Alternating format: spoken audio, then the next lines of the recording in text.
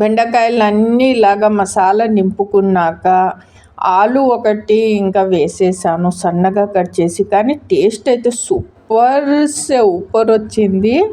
నిజంగా చెప్తున్నాను. ఇదిగోండి తోటకూర పప్పు. ఈ తోటకూర వచ్చేసి మా మిద్దె తోటదనమాట. నేను మిద్దె పైన కొన్ని విత్తనాలు వేస్తూ ఉంటాను. ఆకుకూర, మెంతం కూర లాగా. ఇంకా తోటకూర పప్పు.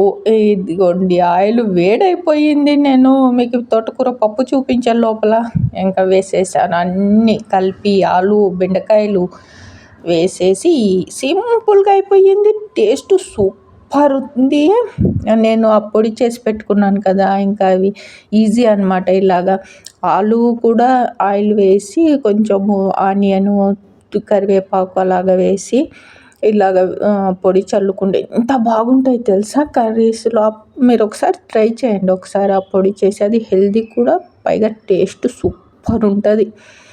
ఇంకా ఆయిల్లోనే మగ్గించాను అంతే, ఏమీ వేయలేదు. కేవలం ఆయిల్ వేసాను. ఇంకా సన్నని మంట పైన మంచిగా మగ్గించి ఫ్రై చేశాను. ఎంత బాగుందో మీరు కూడా చేసుకోండి. ఓకే, వేడి వేడి అన్నము, తర్వాత వచ్చేసి బెండకాయ ఫ్రై, మామిడికాయ చట్నీ, నిమ్మకాయ చట్నీ, తర్వాత కొంచెం నెయ్యి, పప్పు.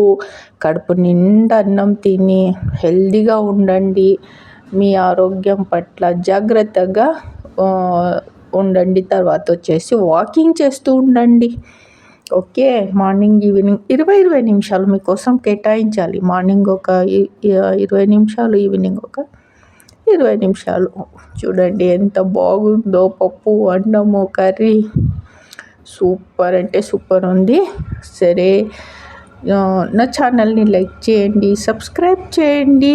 ఇలాంటి మంచి మంచి వంటలు అయితే మీకు చేసి చూపిస్తుంటాను. మీరు కూడా చేసుకోండి, కడుపు నిండా తినండి. ఏమీ డైట్ చేయాల్సిన అవసరం లేదు. కడుపు నిండా అన్నం తిని మార్నింగ్ ఈవినింగ్ వాకింగ్ చేస్తే చాలు. ఇంకంతే. ఇదిగోండి, రేపు మళ్ళీ మంచి వీడియోతో కలుస్తాను. బాయ్.